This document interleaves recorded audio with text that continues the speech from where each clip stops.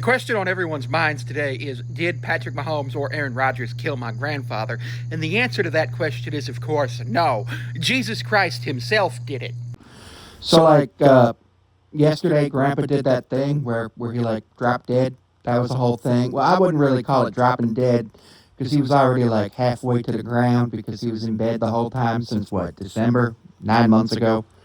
He'd been on hospice for 11 months, so he was given 6 months to live 11 months ago. Well, really 12 months ago because it took hospice a little while to come in and get set up with Grandma and everything, and that was a whole thing. So yeah, like I said in my video earlier, I got up early and was doing Uber, which was nice to get out there and do Uber for the day.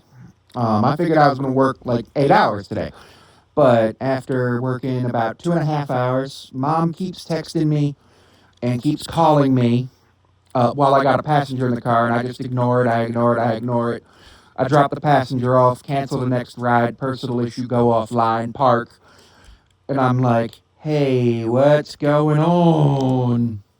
So then once I know Grandpa's dead, I'm like, okay, I got to figure out what to do. And I'm like, oh, I can pick my brother up from work. And I'm like, okay, cool. Pick him up from work. We go to Grandma's house.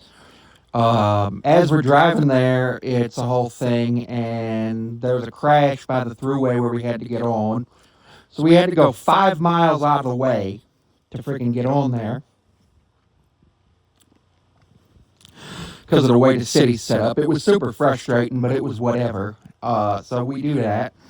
And then we get to Grandma's, and I'm like, okay, hello. I say hello to my mother. I say hello to my aunts and uncles and my cousins, and I'm like, okay. I say hello to Grandma. The social worker and the pastor from hospice are there, and I'm like, okay, that's cool. Very good. Very happy that they're there. They're sitting with Grandma in Grandpa's bedroom, because Grandma's just sitting there because she's like, obviously, she's been married to him for what, 68 to what, 68, 78, 88, 98, 08, 18, 19, 20, 21, 22, 23, for 57 years. So, yeah, that's a big change. He's been there the majority of her life, and now he's just not. And it was a whole thing because obviously Grandma's feeling emotional about that. But also, logical things had to happen. Like, Grandma had to call hospice. Grandma had to call Grandpa's friends. We had to call the family that doesn't live here anymore and get them up here. And we had to figure out when the funeral was. Thankfully, it was already paid for and planned, so they knew what to do, which was go to the funeral home, hand in the paperwork, get a date and time, and call church and ask for a priest to come. So the funeral is going to be on Thursday from 4 to 7 p.m. And yeah, that's a whole thing. And then afterwards, we're going to have a Catholic celebration of life, which is good, because honestly, one of the things I really like about the Catholic Church is the way that they do funerals and celebrations of life. It's not about being sad that somebody's died. It's about celebrating the whole life and everything. And I think it's one of the greatest things the Catholic Church does. So it'll be that. It'll have a full Catholic Mass with the Blessed Sacrament and everything, and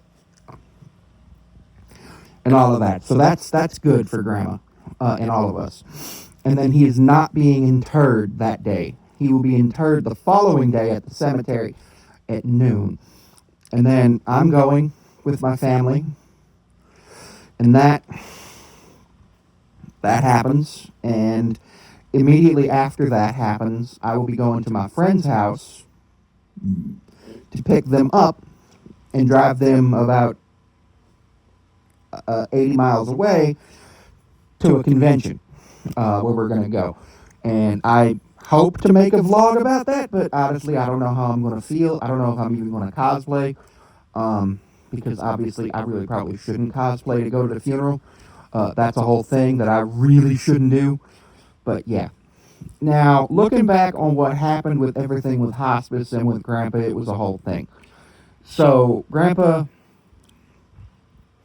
has had dementia for like, what, 15 years at this point, and it wasn't bad at first. It was just a, hey, it's going to happen.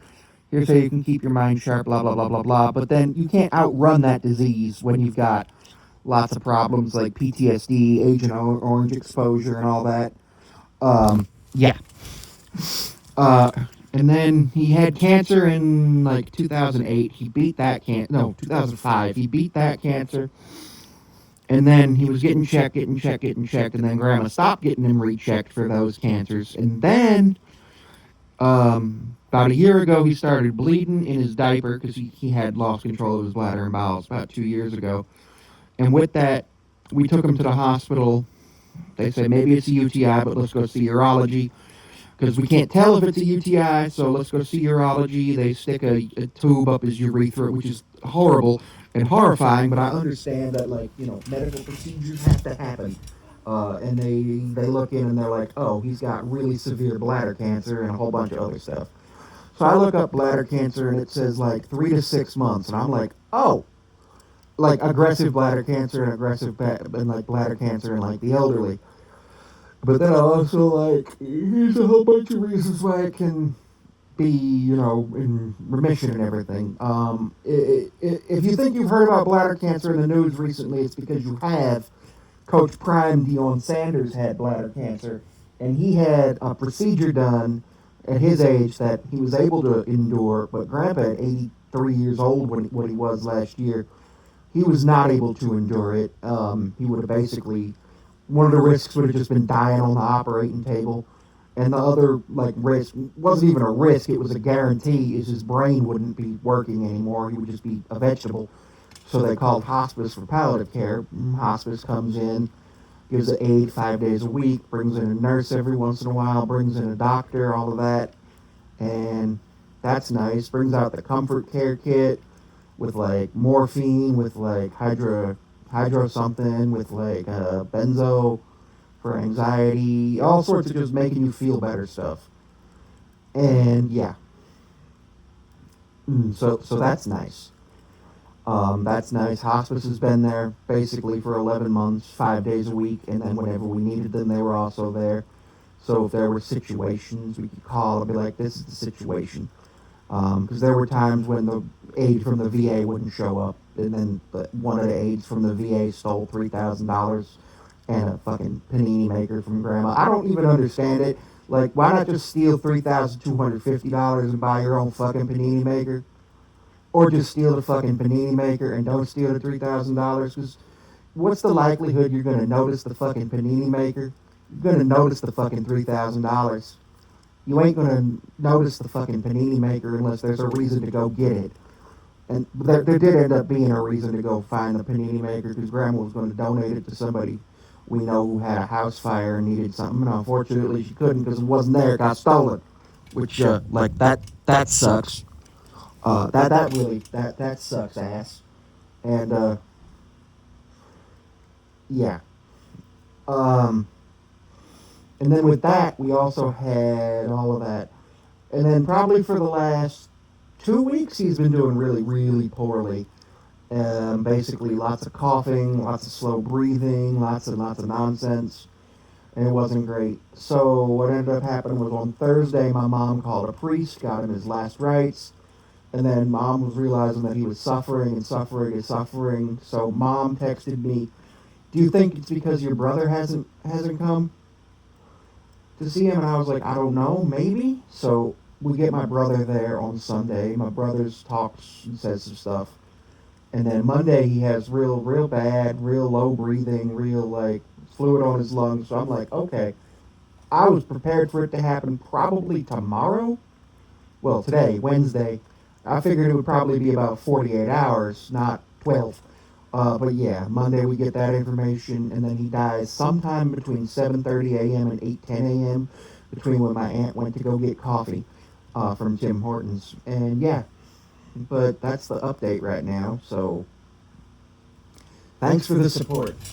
And then my family picked an absolutely horrible photo for the obituary where he's got a cigar in his. It's a whole thing. I don't even want to share it. I think it's disgusting. He was a Vietnam veteran, so I figured, maybe a picture of him in his army dress uniform, or even in his fatigues or something. But no, it's a picture of him and Civvies frickin' as a just smoking a cigar.